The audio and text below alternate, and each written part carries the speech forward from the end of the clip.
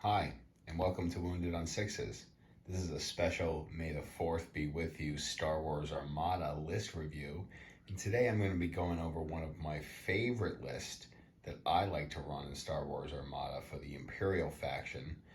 And we're going to break down the list, what it does, how it plays, and what its best matchups are and what its worst matchups are. So here we go. The first ship we're going to be going over is the Interdictor Suppression refit. This is going to be the main ship in our fleet today, and it's going to have our admiral on it, Admiral Mahdi. Mahdi is going to give all of our ships an extra hull on the small size, 2 on the mediums, and 3 on the large, although we don't have any large base ships.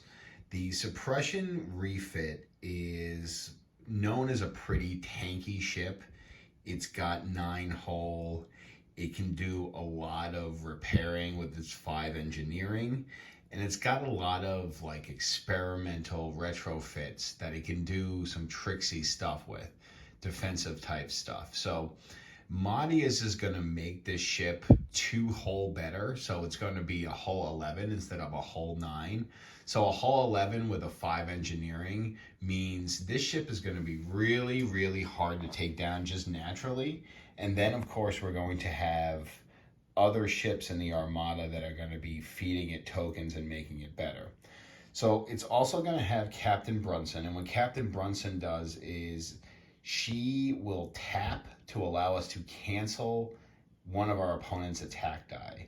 So we get to pick the die, so it could be a hit crit or something that's really going to damage our interdictor here, and we can essentially stop it. And then we're going to, because it taps, we can only use it once, but we do have an ability to get that twice in one round. Next, we're going to have the disposable capacitors. And what that's going to do is that's going to allow our ship to fire at long range.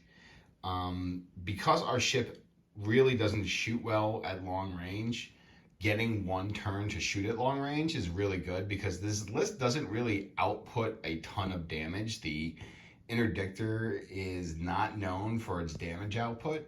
Again, it's known for its defensibility. So getting an extra turn to fire at long range with this ship is not bad because it does have, 4 shots out of all of its major hull zones is pretty decent. And if we can get them at long range at least 1 turn, it helps increase our damage output a little bit.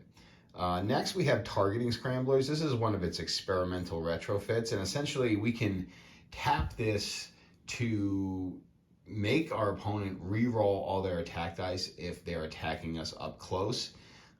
That's really, really strong because the closer you are to a ship in Armada, usually the more damage you can do because the better your dice get. So forcing our opponent to re-roll like a really great roll is awesome. And again, this is a tap ability, so we can only use it once, but the interdictor essentially comes with a title, a ship title called the Interdictor, that allows us to untap one of our tapped abilities, one of our tapped upgrades. So that allows us to do either targeting scramblers or Brunson twice in 1 round, which is very strong because those abilities are already strong. That's why they tap. So the fact that we can untap them and use them again is really, really good. And then finally, we have point defense ion cannons.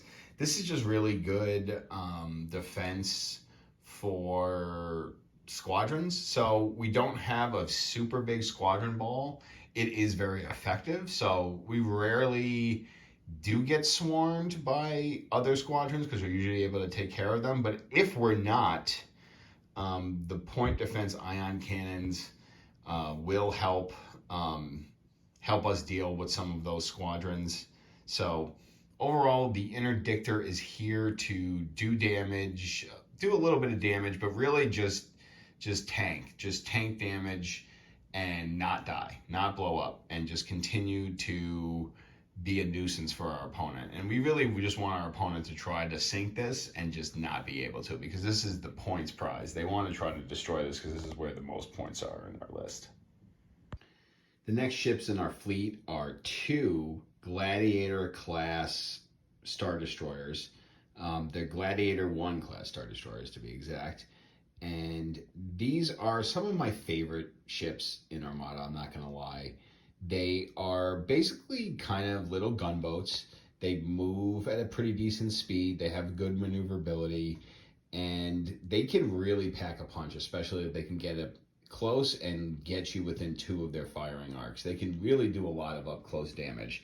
We're going to be using them in a pretty interesting way here today. So one of them here is going to have projection experts, and projection experts is basically going to allow them to pass their engineering tokens to another ship. Now, that seems like a non-torpedo boat kind of thing, and that's exactly what this ship is not going to be this turn, or this game, is a torpedo boat. It's going to be more of a support ship for an interdictor, feeding it extra tokens with that projection experts, because unfortunately there's not really a better ship with that upgrade slot to get the projection experts. So the Gladiator is it's the cheapest option, and it's not bad because even if when it's done doing its job, it can also still be a torpedo boat and can also deal damage. This is going to kind of hug the interdictor and, stay close to it, feed it its tokens. It's also got local fire control, so it's going to be able to replace one of its tokens with a salvo token, which will make it be able to fire back if it's fired upon. That's really just there to kind of help the fleet increase its damage output, because like I said, this isn't really a damage output fleet, it's more of an attrition type fleet. But these two ships will help with that damage output, and the local fire control does help. I usually like to replace the redirect just because it really only has 2 shields on either side, so I find the redirects are not super helpful, whereas the evades and the braces are.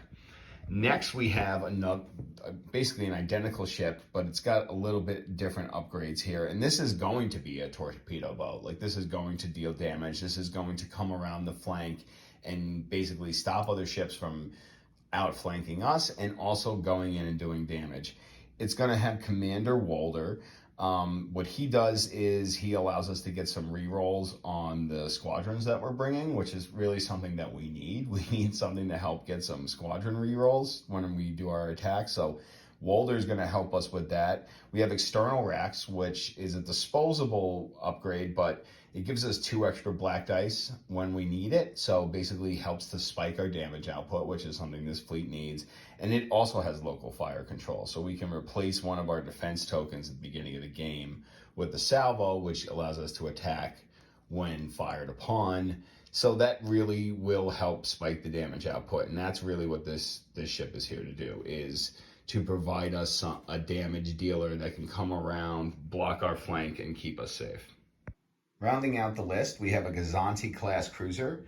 This is going to come with parts resupply. This is essentially just going to be a support ship that's going to pass around, repair engineering tokens to our interdictor to help keep it alive, and also push some squadrons that don't already have rogue and are going to need to be commanded by a ship to get into the action.